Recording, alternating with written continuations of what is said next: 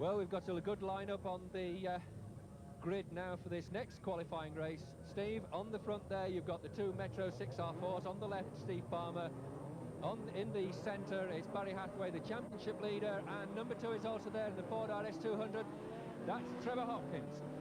Yes, and Steve Palmer got the jump on the lights there. Excellent start, down into the corner first. I can see him coming out first. What's he going to do about Trevor Hopkins? Trevor Hopkins away wide onto the loose stuff, and Steve Palmer is away out on his own. He's got a clear screen, he's throwing plenty of dirt up at Barry Hathaway, and he's away. Well, Hopkins has dropped right back there. He cut back across the track to try and get some more grip. Unfortunately, that's not the right place. Meanwhile, this is the battle up at the front with Steve Palmer surprisingly in the lead ahead of Barry Hathaway. Just look at the clear screen there on Palmer's Metro, the muddy screen with the wiper going furiously on Barry Hathaway, number 83, Barry Hathaway. He's the man who currently leads the Lydden Championship on 154 points. He's already the brand's champion, and Barry, I'm sure, would love to also win the Lydden Series this year.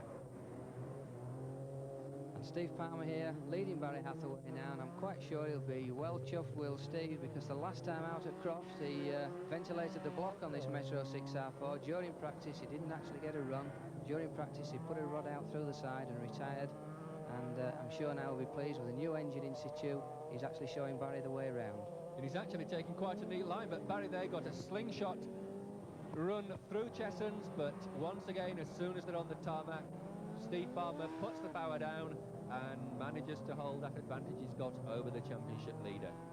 Now, of course, despite the fact that we're seeing these two drivers furiously racing against each other, it is against the clock, as we keep reminding you.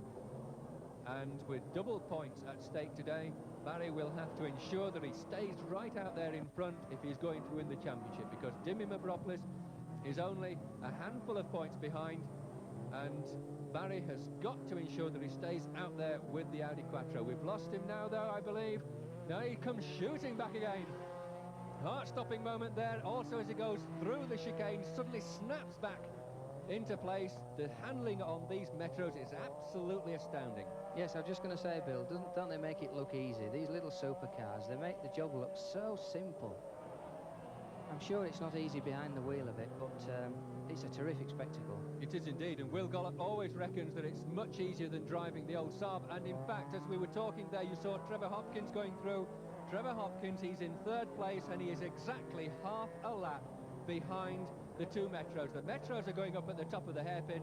They're going round the hairpin now. They're coming down to catch one of the back markers. They might even overtake Peter Brown before the end of the race.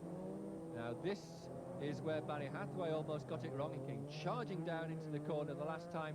He comes down, but not quite so fast this time. He's still in 2nd place, and I believe he's actually dropping back a little bit as Steve Palmer, confident now in the lead, is racing away towards the checkered flag. The checkered flag is actually ready. There is Peter Brown being overtaken. Look at the way that Barry Hathaway is chasing this man, Steve Palmer. So victory in his first qualifying heat for Steve Palmer. Metro 6R4 first, Metro 6R4 second, as Barry Hathaway comes home. And then half a lap behind, it's going to be the Ford RS200 of the former British and Lydden champion, Trevor Hopkins.